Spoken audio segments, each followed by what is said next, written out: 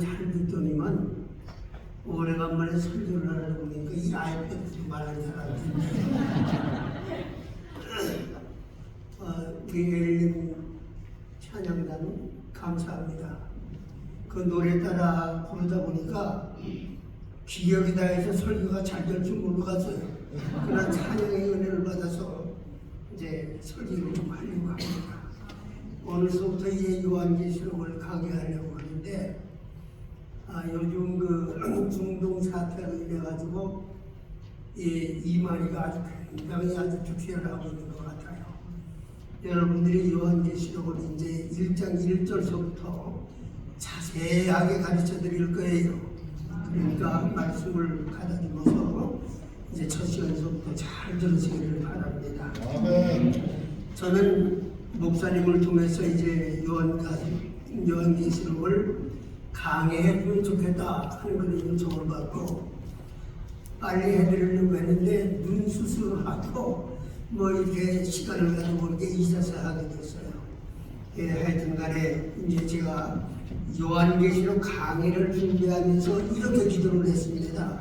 하나님, 우리 교회 성도들이 근본 요한계시록 강의를 들으면서 확고부동한 재림신앙을 소유할 수 있도록 도와주시고 뿐만 아니라 말세의 기말을 살아가고 있는 성도로서 신앙 무장을 탄탄히 할 수 있는 그런 기회가 되게 도와주셔서 하나님이 원하시는 종의 기도를 들어주셔서 제가 마지막 때에 주님이 어느 때 어느 시에 오시더라도 일리 올라오라 말씀하시면은 양발 올려서 마라나타 주여 어서 오시옵소서 이렇게 영접할 수 있는 복된 성도가 되기를 주의 이름으로 간절히 축원을 드립니다. 성경 66권 가운데에 구약을 가르쳐서 우리는 성부 하나님의 복음이라 이렇게 말을 해요. 왜냐하면은 구약은 하나님께서 직접 구원의 사역을 감당을 하셨기 때문에 구약 성경은 성부 하나님의 복음이라 그렇게 얘기를 합니다. 그리고 이제 신약에 들어와서 특별히 사복음서 마태복음, 마가복음, 누가복음, 요한복음 이 네 복음을 가르쳐서 우리는 성자 예수님의 복음이라 이렇게 말하는 거예요. 왜냐하면 그때 당시에는 예수님께서 직접 구속주의 사역을 친히 감당을 하셨기 때문에 그렇게 말씀을 합니다. 그리고 사도행전서부터 요한계시록까지를 우리는 성령 하나님의 복음이라 이렇게 얘기를 합니다. 왜냐하면 성령께서 직접 구원의 사역을 감당하셨기 때문에 그렇게 얘기를 합니다. 그리고 요한계시록부터 이제 성령 시대 이후에 말시의 마지막 시대까지를 요한계시록을 가르치는데 그때는 바로 우리 성도들을 위해서 기록해 놓은 마지막 시대의 복음이라 그렇게 얘기를 합니다. 다시 말하면 구약 성경이 무엇으로부터 시작이 됩니까? 창세기로부터 시작이 돼요. 그런데 어디에서 신과 성경이 끝납니까? 요한계시록에서 끝을 맺고 있어요. 그렇기 때문에 요한계시록은 전 성경 66권의 결론이요 종말이다 이렇게 말할 수가 있는 것입니다. 그렇기 때문에 신구약 성경을 65권 전체를 다 두루빼지라면 요한계시록은 해석할 수 없습니다. 그래서 요한계시록이 아주 난해하고 어렵고 힘들어서 목회자들이 잘 설교를 안 하려고 해요. 잘못하면 이단에 걸립니다. 그래서 안 하려고 합니다. 그래서 아무리 이제 요한계시록을 강의 안 하는 목사님도 딱 두 가지는 해요. 뭔 거니? 죽도록 충성하라. 그러면 내가 생명의 멸관을 받으리라. 이거 어디 합니까? 인직 시간인데. 직원 죽은 자들 세우고 얘기해요. 그리고 그곳에는 눈물이 없고 죽음이 없고 그 사람 그런 자 장례식이에요. 그 두 가지는 할 수 있어요. 근데 나머지는 참 하기 힘들어요. 그래서 잘 안 합니다. 그래서 창세기를 가르쳐서 우리는 하나님의 구속사의 시작을 가르쳐주고 있는 그런 성경이다. 그러면 요한계시록은 구속사의 완성을 가르쳐주고 있는 말씀이 바로 이제 요한계시록이라 그 말이에요. 그렇기 때문에 오늘부터 우리가 공부하려고 하는 이 요한계시록이 얼마나 소중하고 얼마나 큰 축복의 시간인지 모릅니다. 어느 날 우리가 이 요한계시록을 공부하다가 주님 앞에 여러분과 제가 기쁨으로 함께 서기를 주의 이름으로 축원합니다. 그래서 이번에 요한계시록을 공부하면서 하나님께서 말세지말에 숨겨놓으신 비밀스러운 말씀들을 통해서 여러분의 신앙이 날로 새로워지고 그리고 날로 자격을 갖출 수 있는 친구로서의 그런 신앙생활을 하시다가 주님 오실 때 주님을 영접할 수 있는 그런 성도가 되시기를 바랍니다. 마태복음 24장 45절의 말씀을 같이 한번 읽겠습니다. 저는 읽으세요. 시작.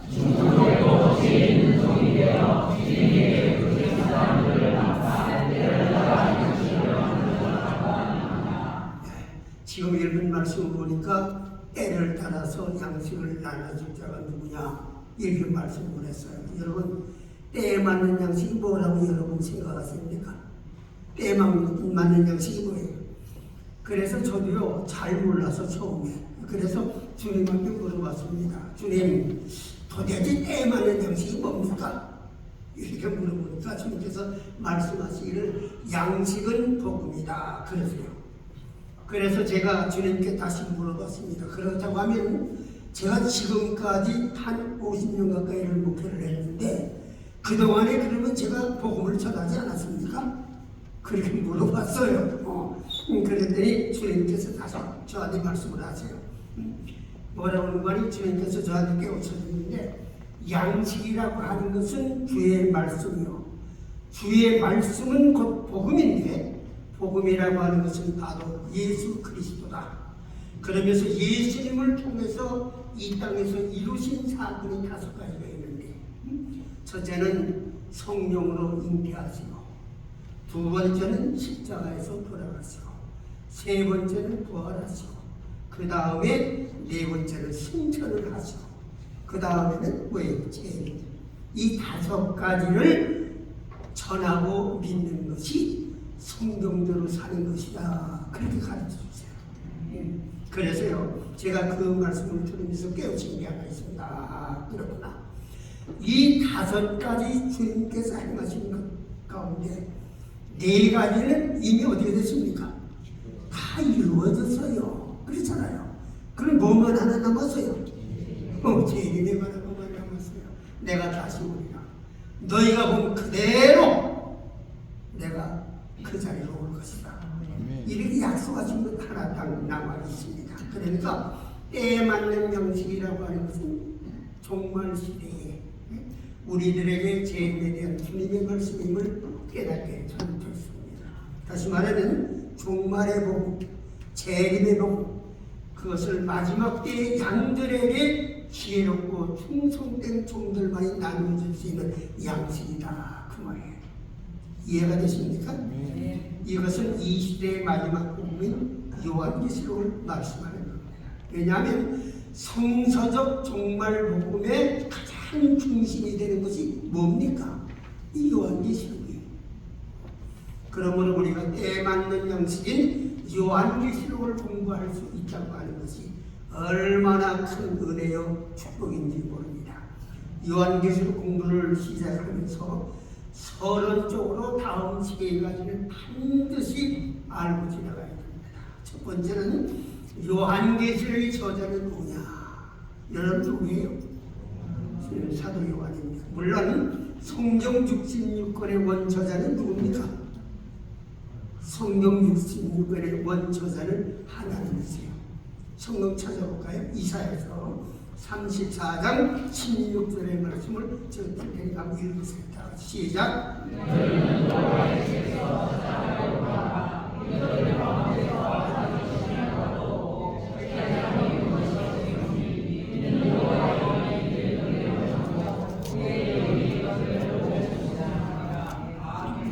지금 읽은 말씀을 보니까 이 성경 66권의 말씀은 우리의 말씀이라는 거예요. 거기서 보니까 여호와의 입이 이를 명령하셨다. 그렇게 말씀을 하셨어요. 그러니까 하나님이 말씀한 그 말씀들을 편집하는 것이 뭐라는 얘기입니까? 바로 성경 66권이다. 그 말이에요. 그리고 하나님의 말씀을 편집해서 모아서 편집한 분은 누구라고 했습니까? 읽은 말씀 보니까 그의 영이 하셨다. 그러니까 누가 하셨다는 얘기? 성령님이 하셨다고 하는 얘기입니다. 그러니까 성경 66권의 원저자는 누구고? 하나님이시고, 하나님의 말씀들을 모아서 편집한 분은 누구예요? 성령님이시고, 구약과 신약을 기록할 때는 34명에서 36분의 기자들을 사용을 해서 바로 기록하게 한 말씀이 하나님의 말씀이라 그 말이에요. 그러므로 요한계시록의 원저자는 누구예요? 지금 방금 얘기했는데 하나님이세요. 그리고 성령님이 사도 요한의 필기자로 쓰셔서 기록한 말씀이 뭐예요? 요한계시록이야 그 말이에요. 그러니까 본문 2절에 있는 말씀을 보면은 바로 사도 요한이가 이 요한계시록을 기록했다 이렇게 증거하고 있습니다. 2절 말씀 같이 읽어요. 시작. 읽으세요.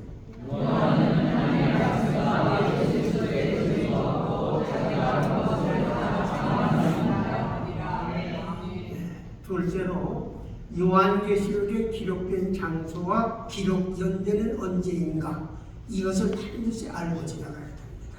요한계시록 공부하려면 장소는 어디라고 했죠? 반모섬이에요. 반모섬. 그리고 기록 연대는 주 95년에서 96년으로 로마의 최대 박해자였던 도미티안 황제 때 이 요한계시록의 말씀이 기록되어 있습니다. 예수님의 제자 가운데 가룟 유다는 이미 떨어져 나갔어요. 그리고 11사도 가운데 10명의 사도는 어떻게 됐습니까? 다 순교를 해서 이영제를 지키지. 그 다음에 인간의 수명들의 백세스로 살아가는 분 누굽니까? 바로 이 요한계시록의 기록자인 사도 요한이에요. 사도 요한. 그래서 로마의 이제 네로 황제부터 기독교 박해가 시작이 되어졌지만은 가장 절정을 이룬 때는 누구예요? 도미티안 황제인데 아마 처음 들어본 이름들이 이렇게 나와서 잘 모르실 테지만은 잘 들으시기 바랍니다. 이때 사도 요한이 그 도미티안 황제에게 붙잡혔어요. 그래서 그를 고문하고 그로 하여금 예수를 믿지 못하게 하기 위해서 별별 뜻을 다했습니다. 아무리 회의를 해도 듣지 않으니까 이 도미티안 황제가 사도 요한을 어디에 했을 것 같아요? 펄펄 끓는 기름 감았습니다. 집어넣어버리고 말았어요. 사도 요한이. 그런데 집어넣는데 그 기름감을 쓰면서 타 죽을 줄 알았는데 하나님의 놀라운 기적으로 사도 요한이가 죽지 않고 살았습니다. 왜냐하면 하나님께서 사도 요한이를 마지막 시대의 사명자로 세우셨기 때문에 그런 거예요. 한번 따라하세요. 해야 할 사명이 있는 사람은 결코 죽지 않는다. 해야 할 사명이 있는 사람은 결코 죽지 않는다. 적으세요. 82세가 지금 되는데도 아직은 설명할 수 있어요. 해야 할 사명이 있는 사람, 담당해야 할 일이 있는 사람 결코 죽지 않습니다. 죽고 싶어도 못 죽어요. 하나님은 가야 나갔다 부르셔야 가는 거예요. 그렇지 않아요? 오늘 찬송 부르는 것도 근데 예수님이 최고 아니에요. 그렇잖아요. 그렇기 때문에 도미티안 황제가 아무리 죽이려고 해도 죽일 수가 없어. 그러니까 그 당시에 가장 흉악범들만 보내는 맹수와 독사들이 우글거리고 있는 어디가 귀한 보냈어요? 반모섬에 보냈어요. 이 반모섬이라는 것은 어디에 있는 거 하니 바로 에베소하고 고린도 중간에 에게해가 있는데 그 에게해는 많은 분도들이 있습니다. 그 가운데서 가장 작은 섬 가운데 하나가 이 바로 반모섬이라는 것이에요. 이곳에서 사도 요한이가 하나님 앞에 무릎 간절히 목숨 걸고 기도했습니다.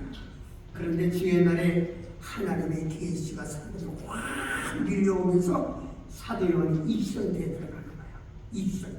그래서 하나님께서 종말에 이루어질 모든 계시의 사실들을 받게 되는 거예요. 사도 요한이가.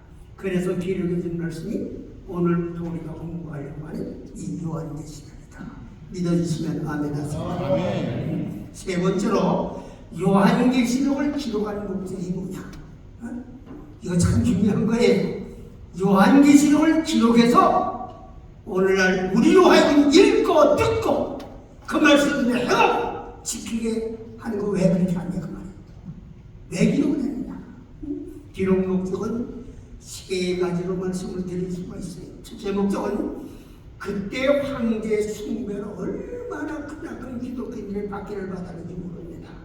그 박해를 받고 있는 소아시아 지방에 있는 교회들을 위로하고 격려하고 그리고 말씀 위에 굳게 서서 인내로서 승리케 하기 위해서 바로 이 요한계시록을 기록을 했다 그 말이에요. 지금도 마찬가지입니다. 여러분 앉아 계시고 저녁에 있어서 강단에 설교하지만 우리가 하도 박해를 받고 있지 않잖아요. 그러나 세계 많은 나라 가운데는요 지금도 기독교인이라고 해서 직장을 제대로 받을 수가 없어요. 모진 박해와 고난과 핍박을 받는 그런 교회와 성도들이 얼마나 많은지 몰라요. 여러분과 나는 그렇지 않죠? 자유롭게 신앙생활을 했잖아요. 그렇기 때문에 바로 이 요한계시록이라고 하는 것은 시대를 초월해서 시대를 넘어서서 모든 박해와 고난과 핍박을 받고 있는 교회와 성도들을 위해서 소망과 인내를 불어넣어주는 말씀이 되는 줄을 믿습니다. 둘째 목적은요, 장차 종말이 이루어질 때에 세상에 무지무지한 환란이 오게 됩니다. 7년 대환란이라는 얘기 들어보셨죠? 그거 이제 나중에 다 가르쳐 드릴 것인데 세상 환란과 그리고 예수님의 재림과 그리고 심판에 관해서 경고해줌으로 말미암아 말세 성도들로 하여금 환란과 심판과 재림을 철저하게 대비케 하기 위해서 바로 이 말씀을 기록했다는 말이에요. 여러분들이 이제 앞으로 심판이 와요. 심판이 옵니다. 저는 이제 생각할 때 이 중동 전쟁을 가만히 보면요, 이제는 그 다섯째 나팔이 이제 서서히 끝나가면서 유브라데 쪽으로 서서히 들어가는 것 같은 느낌이 드는데 그건 이제 한참 있다가 한 1년이나 2주는 이제 설교할지 모르겠지만 왜 그렇게 이제 진행되는 것 같아요.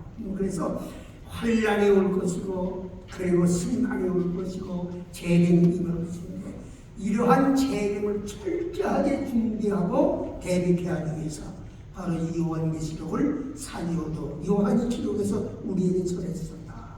믿어지십니까? 여러분 세 번째 목적이라고 하는 것은 말세 성도들로 하여금 깨어서 정신 차려 신앙생활을 하게 할 뿐만 아니라 영광이 넘쳐하는 새하늘과 새 땅을 소망 속에 바라보면서 믿음으로 앞으로 믿음을 저버리지 아니하고 전진해 나갈 수 있기 위해서 이 요한계시록을 기록해서 우리에게 주신 줄로 믿습니다. 이런 목적을 하나하나 생각을 하면서 이제 한 자라도 공부하려고 합니다. 본문 1절 말씀을 같이 한번 읽으십시다. 다 같이 읽으세요. 시작!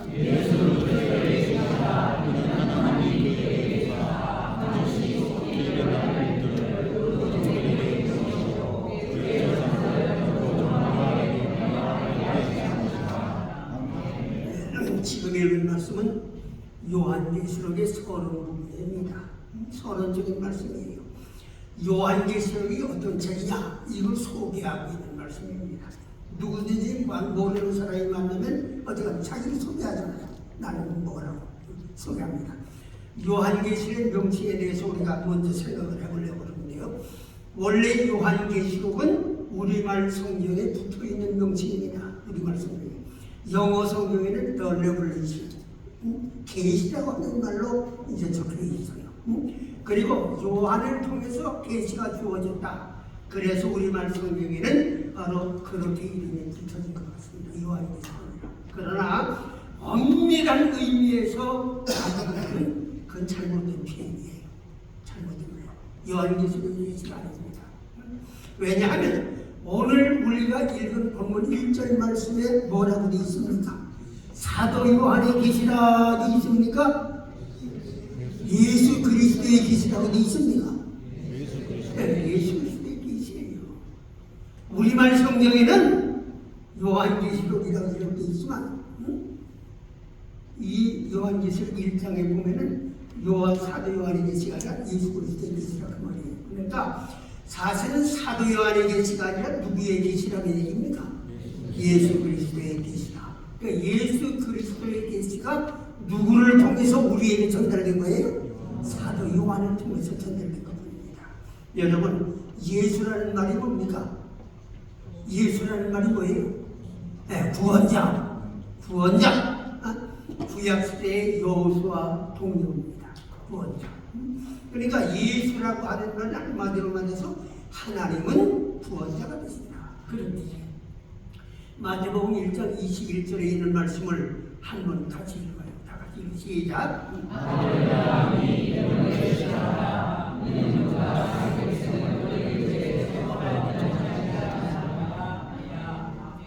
예수님은 뭐로 오셨다는 얘기입니까? 구원자로 오셨다. 그러면 그리스도라고 하는 말이 무슨 뜻입니까? 그리스도라는 말. 이것은 헬라어로 크리스토스라고 해요. 크리스토스. 예수라는 말을. 근데 그 뜻은 기름을 부음받은 자라. 기름을 부음받은 자라. 구약시대에는요, 세 사람밖에는 기름을 붓지 않았어요. 제일 첫째는 제사장, 둘째는 선지자, 셋째는 왕. 이 세 사람만 기름을 붓도록 돼 있어요, 머리에다가. 그 하나님 다른 사람은 절대로 기름 부음 안 된다. 절대로 안 된다. absolutely 절대로 안 된다. 절대로 안 된다고 했어요.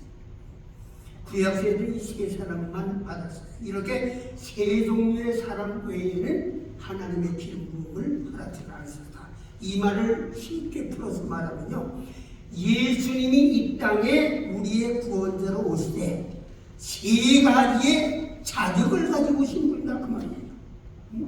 예수님이 이 땅에 왜 오셨어요? 죄인된 우리를 구원해 주시기 위해서 오셨어요. 그래서 바로 세 가지의 자격을 가지고 오셔서 이 세 가지의 과정을 거쳐야 예수님께서 이 땅에 오셔서 당신의 사업을 완성되게 하는 줄로 믿습니다. 그래서 제일 첫째로 예수님은 선지자의 자격으로 오셨고, 두 번째 자격은 제사장의 자격으로 오셨고, 세 번째는 뭐예요? 네? 그래, 만왕의 왕으로 장차 우리를 데리고 하늘나라로 가신 만왕의 왕으로 그분이 오신 거예요. 그러니까 예수님이 이 땅에 오셔서 공생에 33년을 하셨는데 그때는 뭐만 하셨어요? 선지자의 역할만 하신 거예요. 제사장의 역할을 하신 거 아니에요. 왕의 자격으로 오신 거 아니에요. 공생의 33년은 바로 뭘 하고 있었다? 네? 선지자의 자격으로 오셨다. 그래서 그때는 제사장의 노릇이나 왕의 노릇을 하지 않고 예수님의 시장생에는 온갖 냉대와 멸시와 천대를 바치다가 어디에서 돌아가셨죠? 십자가에서 돌아가셨어요. 그래서 예수님을 왕도 아니고 제사장도 아니셨습니다. 다만 그는 하나님이 보낸 선지자였습니다. 그래서 하나님께서 모세를 통해서 뭐라 했습니까? 나와 같은 하나의 선지자를 너에게 보내줄 것이다. 한 그 선지자가 누구예요? 예수님이에요. 이해가 되세요? 머리가 복잡해집니까? 예수님이 바로 그때 선지자로 오신 거예요. 그래서 예수님이 이 땅에 오셔서 하나님의 뜻을 이 땅의 모든 사람들에게 하달하고 전달하고 어디 가셨습니까? 십자가에서 돌아가시는 거예요. 그래서 그때를 공생애라 그렇게 얘기를 합니다. 그 다음에 두 번째로 예수님이 십자가에서 죽으시고 부활하신 이후에 부활하실 때까지는 하늘보다 우편에서 뭐를 하고 계십니까? 대제사장의 역할을 하고 계십니다. 그래서 히브리서를 보면 뭐라고 합니까? 예수님께서는 지금도 하나님 보좌 우편에서 너희들을 위하여 기도하고 계시느니라.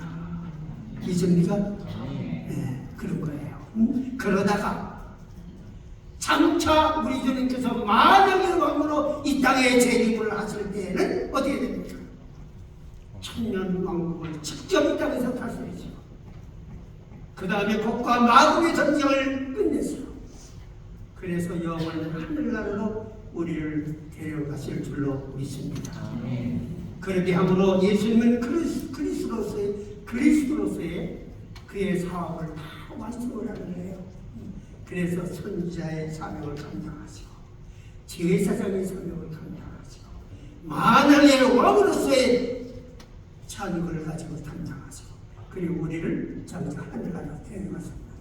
이해가 되십니까? 이게 중요한 사실인 거예요. 그런데 그렇게 돼야만 예수 그리스도의 사업이 완전히 끝나는 겁니다. 끝나는 거예요. 계시라는 말이 뭡니까? 계시라는 말이 뭐예요? 요한계시록은 예수 그리스도의 계시라고 했는데 계시라는 말이 뭡니까? 계시라고 하는 말은 헬라어로 아포크라시스라고 합니다. 아포크리시스. 헬라어로. 근데 그 뜻은 무슨 뜻인 거 아니에요? 비밀한 장막에 쫙 쌓여서 아무도 알 수가 없어. 아무도 볼 수가 없어. 근데 그 비밀한 장막을 활짝 열어제쳐서 그 속에 무엇이 들어있는가를 낱낱이 볼 수 있도록 하는 것이 계시 아포크리시스라. 요한계시록은 예수 그리스도의 계시가 되기 때문에 예수 그리스도의 숨은 비밀들을 하나님이 이 요한계시록을 통해서 활짝 장막을 열어 제치고 그 속에 있는 신비한 비밀의 사실들, 심판이, 재림이, 환란이 어떻게 임할 것이냐 하나하나 모든 것을 어떻게 한다는 거예요? 우리에게 공개해 주신다는 말이에요. 그냥 다 쓸데없는 얘기 하면 안 돼요. 성경에 있는 말씀만 전해야 되는 거예요. 내 생각 전하는 거 아니에요. 하나님의 말씀이 뭐라고 말씀을 하셨고 뭐라고 인도해 가서 뭐로 뜻을 내고 있는가 이게 중요한 거예요. 이 설교라고 하는 것은요 인간의 언어로 말을 말장난하는 게 아닙니다. 이 하나님의 말씀을 이거 뭐 설교라는 게 뭡니까? 하나님의 말씀을 선포하는 거예요. 선포. 내 말장난하는 게 아니에요. 하나님께서 이렇게 말씀하시더라 하는 그 팩트, 역사적인 사실이 어떤 때 이루어진 말씀으로 이것이 어떤 미경을 가지고 있는가 거기에 대한 의미는 오늘 내가 22세기에 살고 있는 현대인들이 어떻게 어플리케이션 적용할 것인가 이거를 하는 게 설계예요. 세상 얘기하는 게 설계 아니에요. 하나님의 다음 시간에 말씀의 소중성을 얘기해 드릴 텐데 교회가 부흥하려고 하면 하나님의 말씀이 살아 움직여야 됩니다. 하나님의 말씀이 살아 움직여야 돼요. 하나님의 말씀이 선포될 때마다 주여 내가 어디하오니까 예수 이름만 들어도 가슴이 벌렁벌렁 떠내줘야 되는 거예요. 그러면 교회를 부흥하지 말라도 부흥되는 거예요. 모시는 분도 예수님이시요 흩어지는 분도 예수님이시요 가꾸시는 분도 예수 그리스도다 믿으시면 아멘 하시라. 이제부터 요한계시록의 내용을 계시의 중심이 되시는 예수 그리스도와 과연 원천이 되시는 그리스도가 어떻게 포커스를 요한계시록에 맞추어서 설명하고 있는가 이 말씀에 대해서 분해해 보려고 합니다. 요한계시록 1장은 죽음에서 부활하셔서 지금도 살아계신 예수 그리스도 예수님은 돌아가서 끝났어요? 아니에요. 지금도 살고 있습니다. 요한계시록 1장 18절의 말씀을 다 같이 한번 읽어주십시오. 시작.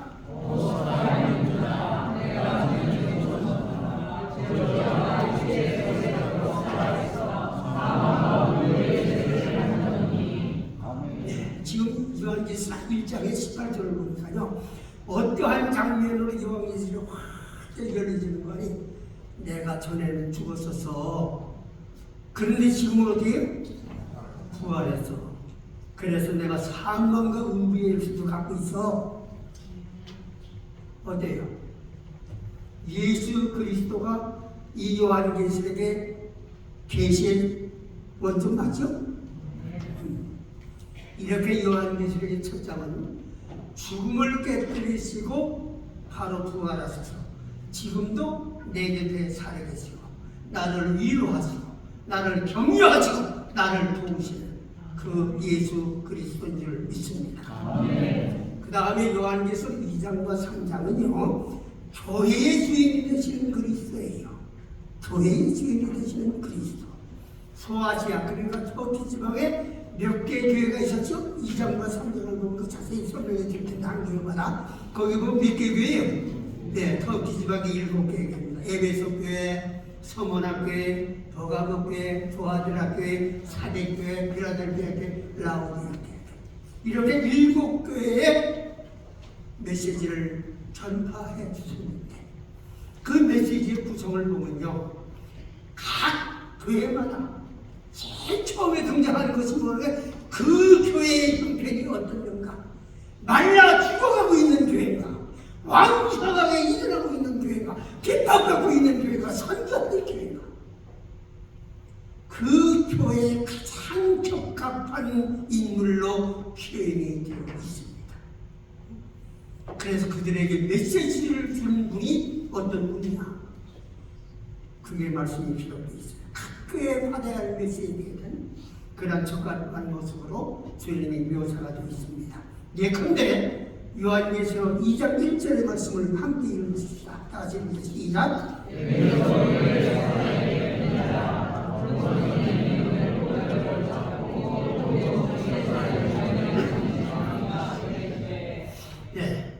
에베소 교회는 어떤 주님이 나타났어요? 오른손에 7뼈를 붙잡고 7개 분초대를 사이를 다니시는 이가 가라사대. 여러분, 여기 그 다음 부분은 별은 누구를? 지혜종을. 그 다음에 촛대는 교회를. 여러분, 이 교회는요, 교회는 주인이 사람만 해요. 이 교회는 제가 늘 축도할 때마다, 축도 제일 초보이지만 이 교회의 주인은 예수 그리스도요. 머리가 되시는 것도 예수 그리스도입니다. 이해가 되세요? 그래서 저는 축도할 때마다 그거 적어요. 그거 써요. 왜? 그러지 않아야 내가 교만해지지 않아. 이 교회의 머리가 되시고 주인이 되시는 예수 그리스도가 말씀하시네. 이해가 되십니까? 그래서 주의 종이 예수 그리스도가 주의 종을 오른손에 오다고 딱 잡고 어디를? 교회의 사이사이 구성마다 다니시면서 교회의 형편을 살피시고 성도들의 신앙살편을 살피시고 책망하실 것은 책망하시고 권면하실 것은 권면하시고 칭찬할 것은 칭찬하시는 그 주님이 되시는 줄로 믿으면 아멘 하시기바랍니다. 그 다음에 계시록 2장 8절 말씀 한번 읽어보십시다. 거기 서문학교에 하신 말씀인데 다 같이 스크린으로 한번 읽으세요. 시작.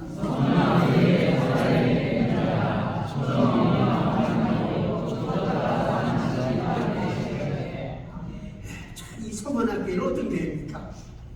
7교회 가운데서 가장 박해하고 고난이 심했던 교회입니다. 그런 교회에 주님이 어떤 모습으로 나타나요? 처음이요 나중이요 죽었다가 살아나신 이가 가라사대. 지금도 계속해서 죽음의 위기 앞에서 신앙 때문에 목숨을 잃어가고 있는 이 교회를 향해서 나타나신 주님의 모습은 얼마나 가장 적합한 모습으로 나타납니까? 그렇잖아요. 제2장과 3장은 교회의 주인이 되시는 예수 그리스도를 보여주고 있습니다. 이 중앙교회는 예수 그리스도가 주인이십니다. 목사가 주인 아니에요. 장로님들 주인 아니에요. 예수 그리스도가 이 교회의 주인일 때에 이 교회는 불처럼 일어날 줄 믿습니다. 그 다음에 요한계시록 4장과 5장은 천국의 영광이 되신 그리스도를 묘사하고 있습니다. 사도 요한이가 잠깐 동안 영을 끝을 살짝 읽어서 예수를 믿고 이미 하늘 아래 가 있는 성도들이 하나님의 보좌를 중심에서 다 모여가지고 예배하고 있는 장면을 지금 이 4장과 5장에서 보여주는 거예요. 4장과 5장에서. 그래서 찬양과 영광, 존귀를 받게 합당하신 주, 구속함을 받은 모든 시대의 하나님 백성들 전체가 천천만만 천사들과 함께 예수님을 예배하고 있는 광경이 요한계시록 4장과 5장에 기록되어 있어요. 그래서 4장에 보면 천국 예배 장면이 어떤가 보이거든요. 5장에 가서 장차 6장서부터는 환란이 임하게 되는데 그 환란의 잉태함, 나팔 대적 재앙 총괄해서 주장하시는 분은 누구나 예수 그리스도가 되심을 환란이 임하기 전에 다 보여줍니다. 그러므로 그리스도 안에 있는 자들 환란이 두렵지 않은 거예요. 심판이 두렵지 않은 거예요. 그날이 바로 주님 영광하는 날이에요. 믿음의 남나신 바랍니다. 그 다음에 요한계시록 6장에서 18장은 역사의 심판주가 되시는 그리스도입니다. 그래서 6장서부터 이제 환란이 임하면서 6장은 바로 마태복음 24장, 우리 목사님이 설계했는데 마태복음 24장하고 이 요한계시록 6장하고 다 맞아떨어지는 거예요. 그래서 그걸 설계하면 다 맞아떨어지게 돼 있어요. 근데 바로 그 역사의 심판주가 되시는, 그래서 여기서는 심판의 주님의 모습이 나타납니다. 그래서 역사의 모든 죄와 악은 누가 심판하신다? 예수님이 심판하신다. 그 다음에 요한계시록 19장서부터 22장은 역사의 완성자가 되시는 예수 그리스도입니다. 예수님께서 역사를 시작을 하셨고, 그래서 히스토리가 뭐입니까? 그의 역사예요. 누구? 예수님의 역사, 히스토리. 그래서 예수님이 역사의 시작을 하셨고, 만물은 글로 말미암아서 지연바 되었고, 그분에게 마지막 돌아가서 완성될 줄을 믿으면 아멘 하십니까? 바로 그 완성자가 되시는 예수 그리스도를 바로 보여줍니다. 때문에 요한계시록의 주자는 딱 하나, 뭐예요? 그리스도, 예수님. 이해가 되세요? 본문 1절 말씀과 함께 같이 읽으십시다. 시작.